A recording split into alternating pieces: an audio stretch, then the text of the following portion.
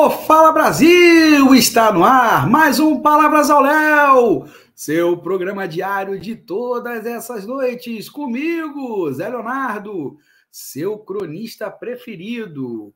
Pois é, cada um tem o cronista que merece. Talvez você, meu amigo e minha amiga, mereça a mim. Essa é a sua sina.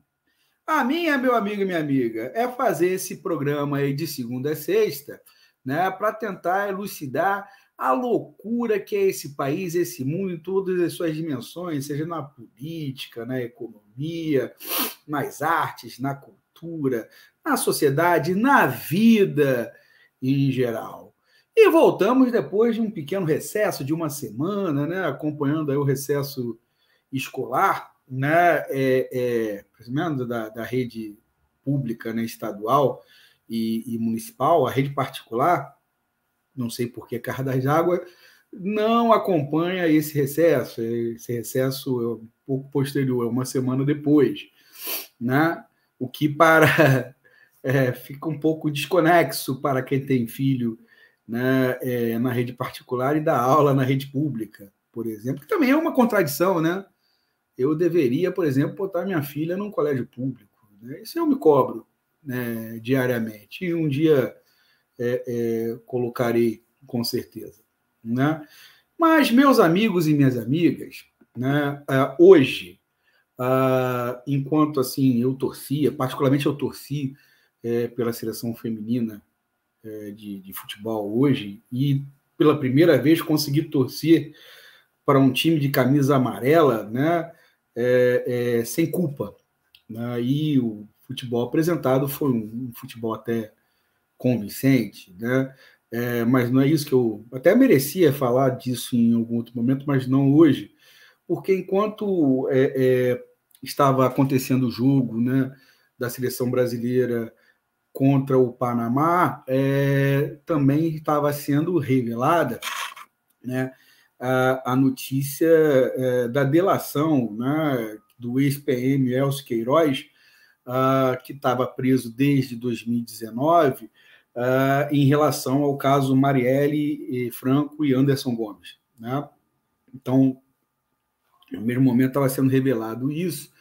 Na verdade, eu vim saber só depois do jogo, né? Estava entretido com ele, e depois fiquei sabendo e fui, né, tentar ver o que a imprensa falou sobre esse episódio, sobre isso aí. E eu vou mencionar aqui o nome do jornal, não sei se vocês conhecem, se não conhecem, basta, é bom conhecer, né? A única manchete que eu achei que traduziu realmente, né, a dramaticidade do fato foi a manchete do jornal A Nova Democracia, né, que é o jornal do campo progressista, do campo democrático, mas não esse democrático aí fajuto, né, que elegeu Lula, né, e sim o campo democrático de fato, né, e que obviamente tem, né, pessoas, né, que são de esquerda e pessoas que não são tão de esquerda assim, pessoas quem é comunista e quem não é tão comunista, mas que defende uma posição democrática, né? E a manchete que eles deram hoje, eu acho que foi muito feliz. Novos fatos do caso Marielle reforçam indícios de envolvimento da extrema-direita. Porque é disso que se trata, meus amigos e minhas amigas, né? Cada vez mais está ficando claro o envolvimento. Primeiro que o crime, ninguém, né, duvidaria, né, teve conotações políticas e que, né, obviamente, o envolvimento da extrema-direita através de seus braços paramilitares, ele vai estar ficando cada vez mais evidente, e a partir do momento em que não existe mais uma gestão que impeça, né, a investigação mais profunda do caso, isso fica cada vez mais candente. Então, nessa delação, o Elcio Queiroz, né, que eu já falo, né? Já falei, está preso desde 2019, né? Ele dá detalhes, né, sobre o atentado que vitimou a Marielle, né, e o motorista Anderson, né, Anderson Gomes, em 2019, né? E que foi 2018, aliás, e que obviamente foi, inclusive, tema de muitas especulações e tudo mais. E ele dá alguns detalhes, são detalhes importantes, como, por exemplo, qual foi a participação dele, né? Qual foi a participação do Rony Lessa, que foi que desfechou os tiros, né? Aparece aí o nome do ex-bombeiro Maxwell Simões, o Suel, né? Que deveria, inclusive, ser o cara que iria dirigir, foi substituído, né? Pelo Elcio Queiroz, mas esse Maxwell aparece como a pessoa que fez as investigações sobre a rotina da Marielle Franco, né? Aparece aí o nome de um ex-bombeiro, o Edmilson Oliveira da Silva, mais conhecido como o Macalé, né? O ex-PM, né? O Macaé, né? Qual teria sido a participação dele, né?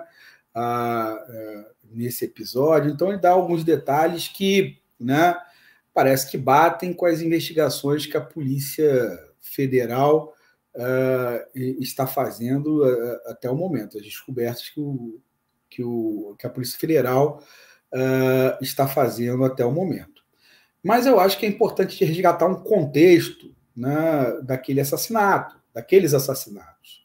Né? O Rio de Janeiro vivia sob uma intervenção militar, né, decretada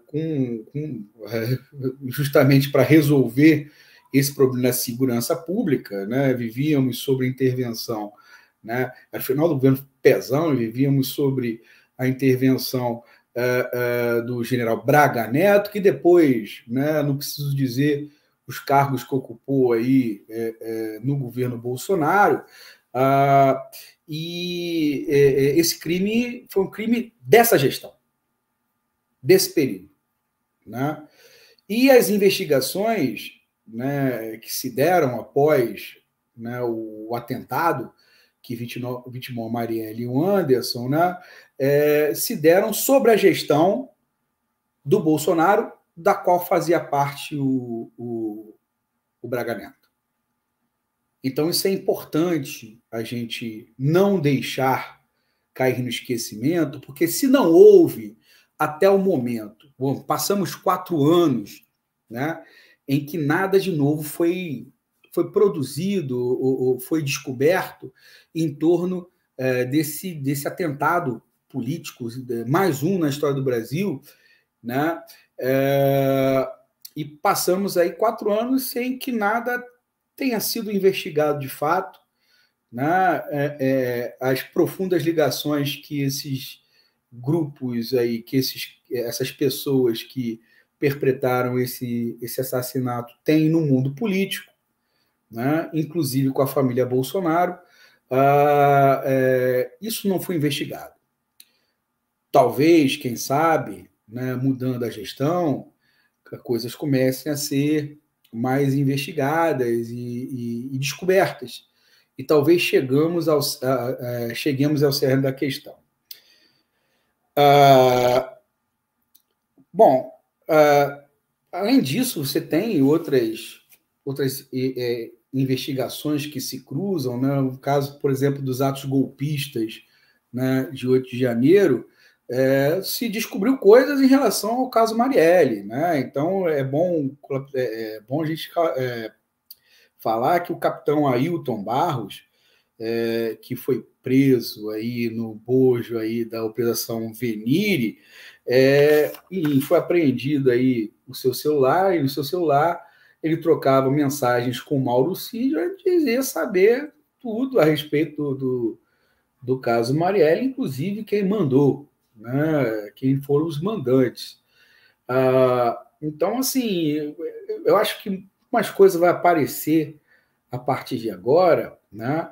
e que é importante que a gente fique atento, né, ao desenvolvimento. Porque elucidar, né, esse caso da Marielle é elucidar uma parte sombria da história do Brasil. Né? Também você, né, entender que, nesse período de 4 anos de gestão Bolsonaro, vivemos, sim, um processo de quase implementação de um regime de exceção, né? E que, por sorte, não foi implantado. Né? Por sorte, por incompetência daqueles que se arvoraram como né, aqueles que iam dar o golpe, né? Muita incompetência desses caras, né? Se fossem um pouquinho mais competentes, talvez assim a história pudesse ter sido outra, né? Mas assim, o que nós vamos começar a perceber é a atuação desses grupos paramilitares e como eles se articulam, né, no submundo e no mundo da política, né, as suas ramificações. Se as investigações prosseguirem, né, da forma como devem prosseguir, nós vamos chegar, obviamente, a essas articulações. A gente vai ver como é que o Estado brasileiro convive com isso, porque isso não acabou. Essas articulações entre esses grupos paramilitares, que a gente chama de milícia, mas assim, milícia num contexto histórico tem um outro significado. São grupos paramilitares de extrema direita, né?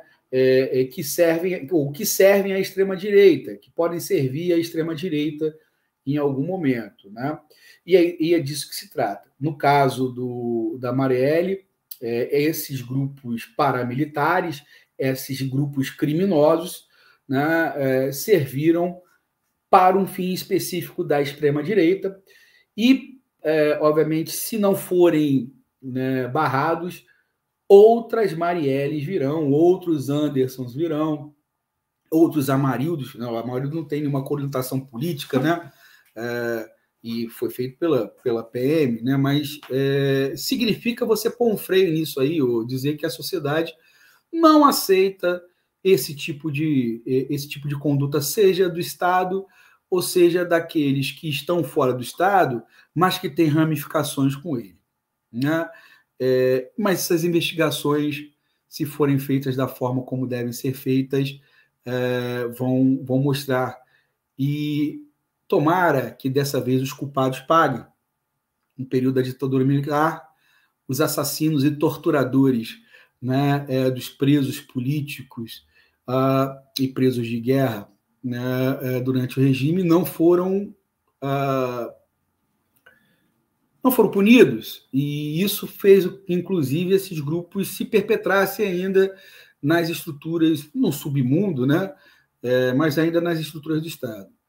Eu acho que elucidar o caso Marielle pode ser uma forma da gente começar a desarticular esses grupos. O problema é que esses grupos, meus amigos e minhas amigas, em algum momento na história, podem servir a quem está no poder.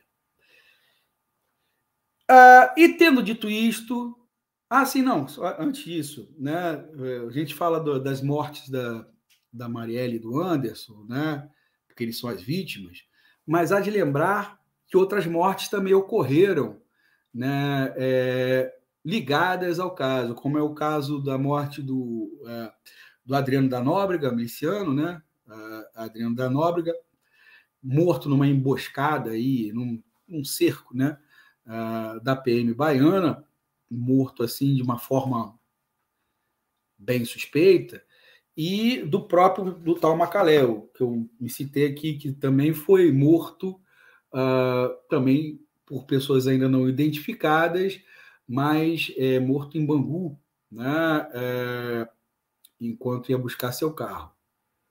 Duas pessoas que teriam muita coisa a dizer e que, obviamente, hoje não podem, né? Talvez isso tenha motivado o Elcio a fazer a delação, o medo de morrer. Tendo dito isto, meus amigos e minhas amigas, entrego esse abacaxi em vossas mãos para que você possa descascar, deglutir e digerir. E até amanhã, pessoal!